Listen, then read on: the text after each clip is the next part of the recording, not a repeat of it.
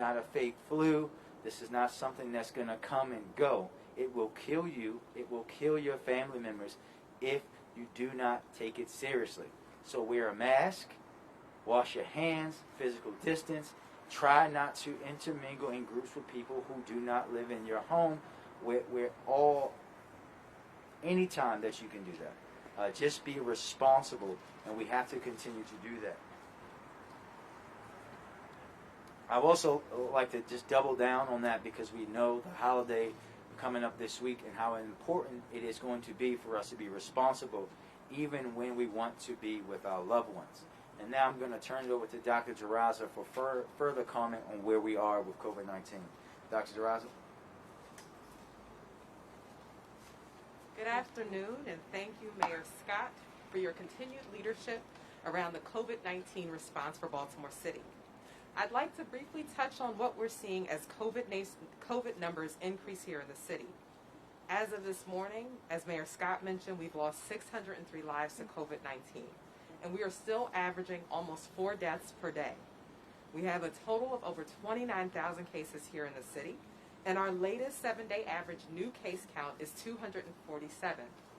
This is a 3% decrease from where we were 4 weeks ago, but still much higher than what we've seen prior to the surge that began in late October. We've also seen our positivity decrease by 1%, and our latest 7-day average positivity is 6.4%. We have seen a decrease in deaths and new cases in 8 of the past 14 days. As Mayor Scott mentioned, however, our hospital utilization rates remain worrisome, with ICUs at close to 90% capacity, and our acute care capacity shortly there behind that at 86 to 87%. In summary, we have seen a slight decrease in new cases reported and a slight decrease in overall positivity in Baltimore City. While these metrics are somewhat encouraging, we are not out of the woods yet, and more time is needed to see whether these trend lines will continue to decrease. With the end of the year holiday season upon us, it is vital that Baltimore City residents continue to follow the current Phase 1 restrictions in order to further decrease the strain on our hospital system. As we said in November for Thanksgiving, this holiday season, please continue to avoid celebrating with individuals outside of your immediate household this week and next. The current executive order limits Baltimore City gatherings to 10 people or less indoors and a maximum of 25 people outdoors. Again, in Baltimore City, we have reached widespread community transmission, and it is safe to assume that people not in your household could be carriers of COVID, even if they aren't showing symptoms. We know that COVID-19 thrives in settings where social distancing and mask-wearing guidance are not being followed, and family gatherings remain a high-risk setting for COVID-19 transmission. Not feeling sick is not a good enough reason to endanger your family, as we know that up to 50% of people who transmit COVID-19 to others do not show any symptoms. This is not the week to throw away months' worth of COVID-19 harm reduction guidance. Please continue to avoid social gatherings, wear your mask when out in public, wash your hands, and practice social distancing. As Mayor Scott said, the Health Department has partnered with the Mayor's Office of Performance and Innovation over the last few months to develop a new contact tracing public advertising campaign. Contact tracing remains one of the most important aspects of our coordinated COVID-19 response, and our ability to accurately capture individuals who are sick and where they have gotten sick is extremely important. With the spike in new coronavirus cases, and with the widespread community transmission, it's more important than ever that residents that are willing to answer their questions that we ask, including where you've been and who you've been with. Your responses are extremely important in helping us stop the further spread of COVID-19. To make this easier, we also ask that every Baltimore City resident keep track of who they've been with and where they've been whenever they go out. In a few minutes, Will Smith, a member of the Health Department's contact tracing team, will talk more about the importance of picking up your phone if you see the MD COVID or if you see 240-466-4488 on your phone. That is a contact tracer, so please answer. Finally, the Health Department continues to promote the city's Triage Respite and Isolation Center at the Lord Baltimore Hotel to ensure that residents, regardless of their immigration status, can safely isolate themselves. The Tri-Center will continue to operate into the new year, and residents looking for a safe place to isolate or quarantine can call 443-984-8915 if they need assistance. Thank you again. Have a safe and happy holiday.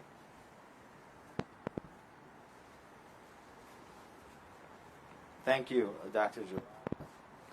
Today, I am proud to debut a new campaign, Baltimore versus COVID, to encourage residents to answer contract tracing calls from the Baltimore City Health Department and the Maryland Department of Health. This is a joint initiative between the Mayor's Office of Performance and Innovation and the Baltimore City Health Department. Contract tracing is a key part of the public health toolkit for fighting COVID-19. It lets public health experts track the disease and prevent spread by providing guidance to people who may have been exposed to COVID-19. But in order to get that critical information, we need people to pick up the phone and answer honestly. Don't be ashamed. If you were able to, go out and be out and someone you came in contact with COVID, let us know, because it could save their life, it could save your life, someone that you know's life. Share that information. Don't hold back. Pick up the phone and give them all of the information about where you are. Be responsible in helping us track down what is going on with COVID. The new advertising materials from our Baltimore versus COVID health campaign features messaging based on insights from focus groups with Baltimore City residents, city contract tracers, and public health experts. The materials also feature our local residents and language unique to Baltimore. Based on these insights, the new advertisements address common concerns about privacy, data collection, and distrust of government that prevents some city residents from answering and completing contract tracing interviews. I am thrilled to launch this campaign, as this is a critical time when we need everyone to play their part in safeguarding the public safety and health of our Baltimore community. I cannot stress enough, when MD COVID calls, it's your duty to answer the phone. I will now turn it over to Mr. Will Smith, Senior Manager of our Baltimore City Contract Tracing Program, for a few additional comments. Mr. Smith? Good afternoon. Thank you, Mayor Scott and Dr. Dzirasa, for all of your work in leading our city in this pandemic, but also for the work for supporting the contact tracers in Baltimore City. My name is Will Smith, and I grew up in the Park Heights community of Baltimore City. I am also, as Mayor Scott said, Senior Manager for the Case Investigation Contact Tracing Team for the Baltimore City Health Department. And on behalf of Baltimore City's contact tracers, I'm here because we need your help. When contact tracers ask you where you have been, we know that's personal information, and giving that information to someone you don't know personally can make you feel uncomfortable. But the health department has used contact tracing for decades to track the spread of infectious disease. If you've ever received a call to notify you of a partner's STD or a call from your child's school about measles, that was contact tracing. It is a proven way to limit the spread of the disease and to provide resources to folks in a difficult time. But even the best contact tracing program cannot be effective without the cooperation of the public. Today, I'm asking all Baltimore residents to honestly answer the call when the health department calls you. If you see MD COVID or 240-466-4488 on your phone, that is us. Please answer. We are now seeing a huge spike in coronavirus cases, and it is more important than ever that residents are willing to answer questions, including where you've been and who you've been with. Let me clear a few things up. We do not, again, let me emphasize that, we do not share your personal information with anyone, not the police, not immigration, not IRS, no other agency. We are the health department, and the only reason we need this information is to help you, help your family and your friends from becoming sick, and also help those that are sick. Too often when we call, residents will tell us that they went out and they were with folks, but they've forgotten their best friend's address or they've forgotten their cousin's phone number. All of us in contact tracing got into this work because we were impacted by COVID-19 personally. We care about your health and we care about your privacy. We don't snitch to your friends when we call them doing contact tracing investigation. But when you don't share that information, you are putting not only your friends in danger, but your friends' families and your friends' loved ones. They need to know that they've been exposed to a dangerous virus and that they can spread it to others. Contact tracing isn't all investigative work. We also provide information and resources on where to get tested, if you had close contact with someone with the virus, how to quarantine at home while you wait for results, and how to isolate safely if you yourself have COVID-19. If you test positive, we can arrange transportation, provide options to isolate safely, connect you with free groceries, and even give you doctor's notes for your employer when you're safely quarantining or isolating. But we can only help you if you're honest with us. When we ask you, can you safely isolate at home, if you have a large family, or if you have friends staying over, and if you're taking care of elderly residents, let us know so we can help. We will call you to follow up. Please pick up. Let us know how you're doing and what assistance you need. We have numerous resources. The coronavirus does not discriminate. Please, Baltimore, when a contact tracer calls, answer the phone, answer honestly. Don't go out, but if you do, keep a list of people and places you've been so that if you have been exposed to COVID-19, we can reach those individuals and help you as well. Helping the contact tracing program is helping your city recover. It helps us to get our businesses back open and reduce the number of individuals in the hospital and the number of deaths. Thank you. Thank you, Mrs. Smith. And I would just like to point out that I myself have heard from the contract tracers. They do very professional work, and this again is about us being responsible to our loved ones in our community. So pick up the phone, please. I would now like to bring up Dan Homowitz of the Mayor's Office of Performance and Innovation to say a few words on the topic and about the partnership. Dan?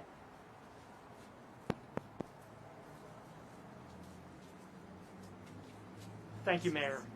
So first of all, thank you to Mayor Scott for supporting this campaign, and also to the Health Department for the opportunity to work together on this really, really important project. The Mayor's innovation team conducted research to understand local challenges and also national best practices connected to contact tracing. This campaign is also data informed. We saw in our research the inequities and disparities in COVID incidents throughout the city, and the innovation team looked to build strategies that would reach those most impacted. The innovation team then led creative workshops with residents and contact tracers to create the messaging for this campaign together. We learned so much from residents through this process. You've heard it referenced earlier, the point that residents are concerned about privacy and data collection. This and other concerns that we heard and learned about through the research process will be directly addressed through the campaign. We're hoping that this campaign leads to more people keeping track of their contacts, answering the phone for MD COVID, and providing contacts to the tracers. And of course, all aimed at stopping the spread of COVID-19. Thank you.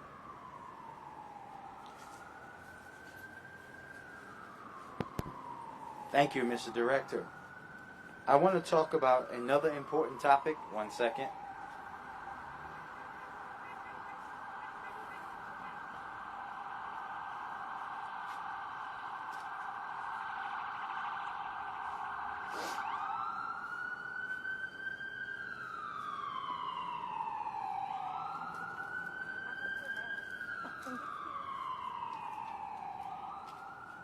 Thank you for your patience. I want to talk about another important topic that involves our nonprofit community, particularly during these challenging times. Our nonprofits have helped to keep our city afloat, and in response to the COVID-19 pandemic, the city asked the Baltimore City Civic Fund to administer funds to the Baltimore City Nonprofit Relief Fund. This fund provided a critical lifeline to nonprofits faced with unexpected costs due to the pandemic. I'm glad to report today that the Baltimore Nonprofit Relief Fund awarded $4.7 million in funds to 124 nonprofits across the city to reimburse unplanned costs since the start of the pandemic.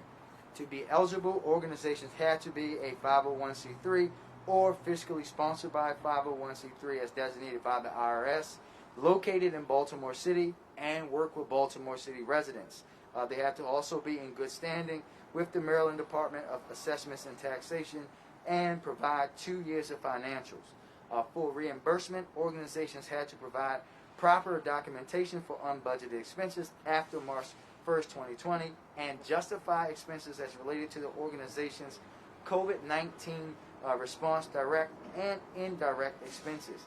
Expenses might include food distribution, crisis or hazard pay for frontline staff, technology required for remote work and school, and much more. To ensure an equitable process, extensive technical assistance was made available to all applicants through question and answer sessions, one-on-one appointments with a contracted financial technical assistance firm, and reviews prior to submission. The review process had 4 phases: technical review, assessing applicant eligibility, technical review confirming documentation and expenses, community review, and federal alignment to ensure that expenses still meet the CARES Act funding guidelines.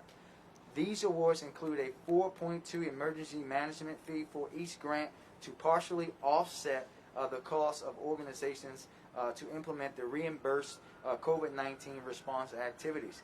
I would like to thank our nonprofit community for the essential services that they provide to our residents each and every day. It is because of the work that they do that many of our residents have remained afloat and been able to make it through this pandemic. So on behalf of all the residents, thank you to our wonderful nonprofit community. I would also like to thank the Nonprofit Relief Fund for supporting the nonprofits who work with our communities. Your work also does not go unnoticed, and we know how important it is. And with that, we will take any questions.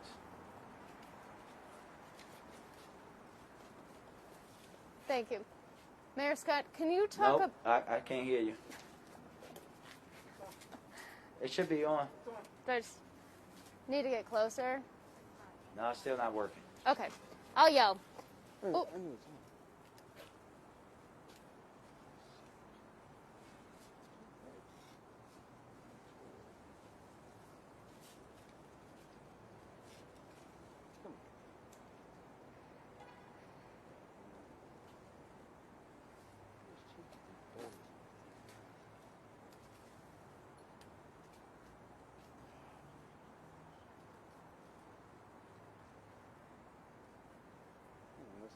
So you can just talk. Okay. All right. Mayor Scott, can you explain the science that's being used in the city and what is different about it and compared to the science that's being used at the state level in terms of restaurants? So I've said this to you guys multiple times, and I want you to hear me and hear me again. The science that I use, the same advisors that I have from outside of Dr. Dzirasa, that are from Johns Hopkins, are the same ones that the governor has. There's no difference in the science. The science is the science. We know that you stood here and you saw Johns Hopkins send representation that stood with us that said this is what we should do based off the science. That's the science. I'm not a doctor. You're not a doctor. The governor's not a doctor. I am following the advice of public health professionals in the science that we have. Next question. Dr. Dzirasa, can you explain what role, if any, the city has when it comes to vaccine distribution? Do you have an appointment yet yourself? When will you get vaccinated? Yeah, that's a great question. So the vaccine will roll out in a couple of different phases, and I believe this is also posted on the Maryland Department of Health website because we work directly with the state on a rollout plan. We also have a citywide vaccine planning group that includes other city agencies, the city safety czar as well.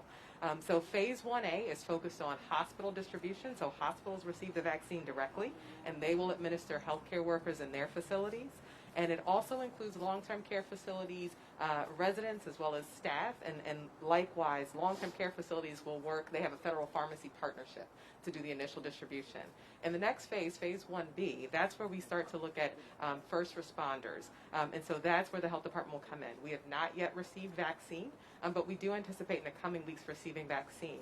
It won't be enough for all first responders, so similar to hospitals, we will have to do sub-prioritization within the first responder group. And so our team, again, is working closely with other city agencies, working closely with the state to develop guidelines for what that sub-prioritization will be once we do get vaccine. In the future, so weeks down the line, when we have more vaccine available, that's when we'll get to the point of mass vaccination for the general public. But that's phase 2 and 3, not necessarily phase 1A, 1B, which is where we are now. Do you have a timeline as to when you'll get vaccinated? Not yet. I would like, again, for my frontline staff, so those people who are out vaccinating people, those people who are interacting with patients at testing sites, they have priority over me. Thank you. And before we close out, I know we led into it, but I want the police commissioner to come up and just talk again a little bit more about the violence from this weekend. I think that we know that one incident is too many, but we had 5 this weekend. One in particular where we know we had 2 victims. We know that those victims were in Baltimore City and trying to illegally sell a gun for some reason or another. And we know that it talks about the significance of what we have to do in our city. Focusing again on the folks committing the violence and violent repeat offenders in these small groups. Focus again on guns that are coming into our city, but also focusing in on our ability to deal with addiction and all the other things that are helping to drive violence in the city. But wanted the commissioner to specifically speak to this weekend's incidents. Mr. Commissioner? Thank you, Mr. Mayor. And so as the mayor said, we did have 5 homicides. We had 7 non-fatal shooting incidents. And in one of those homicides, we had information that 2 victims were in a vehicle attempting to sell a firearm, likely to someone they knew. In another incident, we have strong information that 2 other victims likely knew their assailant, and that investigation is ongoing. And then in a number of the non-fatal shooting incidents, we have information from some of the surviving victims themselves that they were attempting to purchase drugs, and the drug deal went bad and turned violent into a shooting. And so we are working constantly through having smart deployment strategies, putting officers where we know they need to be based on patterns and trends of crimes, and we're working to identify those bad actors who are pulling the triggers and who are carrying the guns.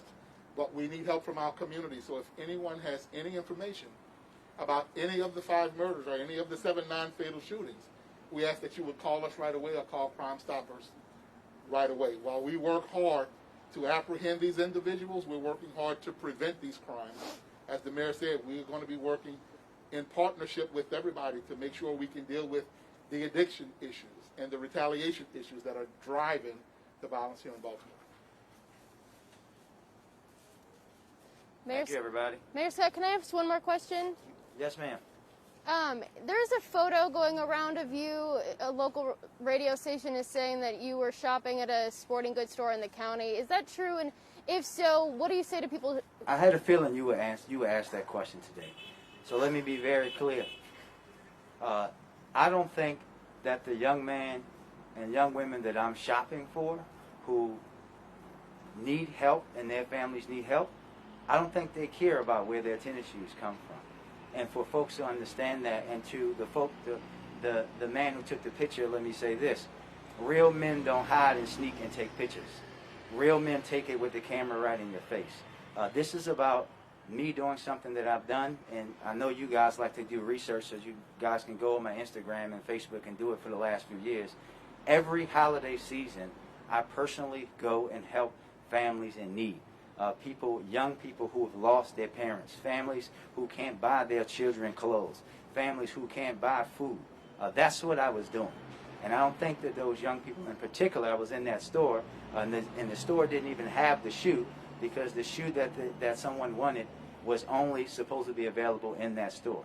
But this is about, I was in the Target in Canton this afternoon and on my lunch 30 minutes buying stuff for other young people. This is what I do.